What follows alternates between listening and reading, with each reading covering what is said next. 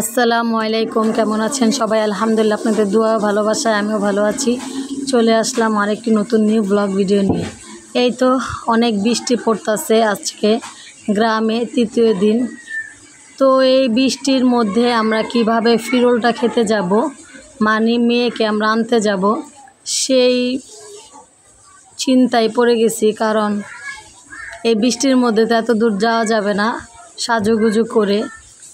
তো ওইখানে বৃষ্টির মধ্যে গোসল করতেছে আমার ভাতিজির জামাই, তারপরে আমার মেয়ে ভাতিজারা।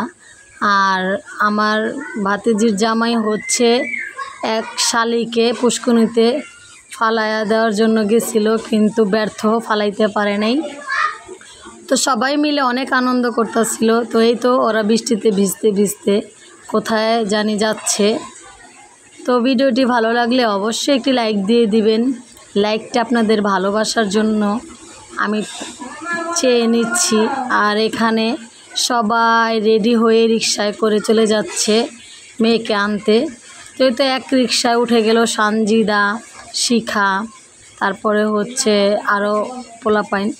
আর এখানে আছে আমার বড় ভাবি, আমার বড় ভাবির চাচতো ভাই। আর কি বলবো, আমার বড় ভাবি মায়ের সমান।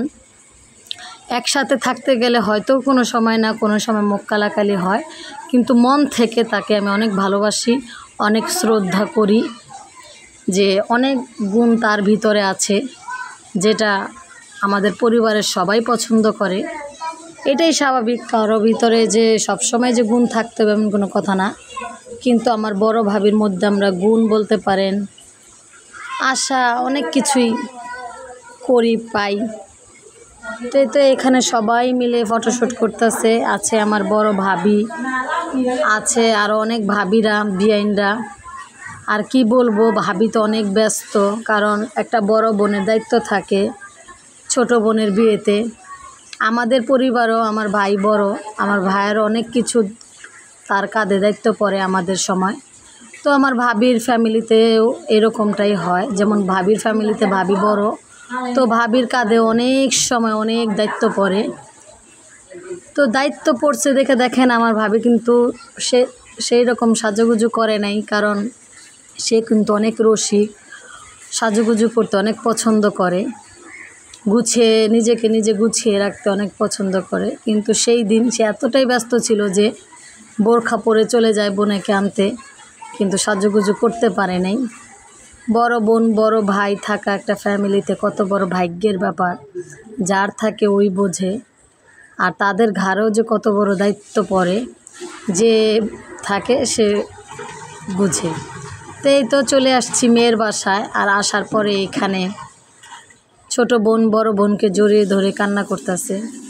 আসল কথা হচ্ছে, একটা মেয়ের জীবনে সুখ দুঃখ মিলিয়েই যখন পরের বাড়িতে যায়, স্বামীর বাড়িতে যায়, কটু কথা ভালো কথা কত রকমের কথা শুনতে হয় ওই রাত থেকেই। তো সব মিলিয়েই বোনকে জড়িয়ে ধরে কান্না করতেছে। তো এই তো আসার পরে বাহিরে একটু ঘুরলাম, ঘোরাটুরি এখন খাওয়া দাওয়া করতে যাব। তো খাওয়া দাওয়া করি।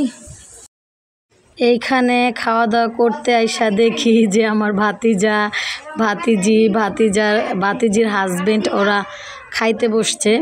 তো এই তো এখানে দেখেন আমার ভাতিজির হাজবেন্ডের পাতে কোনো তরকারি নাই, তো তরকারি বলছে আনতে গেছে।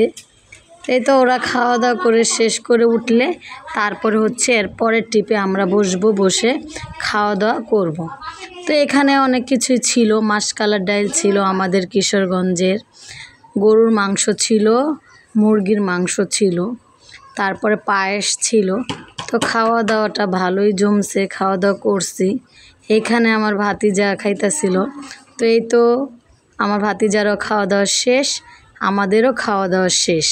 খাওয়া দাওয়া শেষ করে এখানে আপনাদের সাথে একটা ছোট্ট পেয়ারা শেয়ার করলাম। যার যার মনে চাইবো পেয়ারাটা খেয়ে নেবেন। তো খাওয়া দাওয়া শেষ করে, আনন্দ শেষ করে এখন আমরা বাড়ির দিকে রওনা দিয়ে দিলাম, কারণ আজকে বউ আমাদের সাথে যাবে না।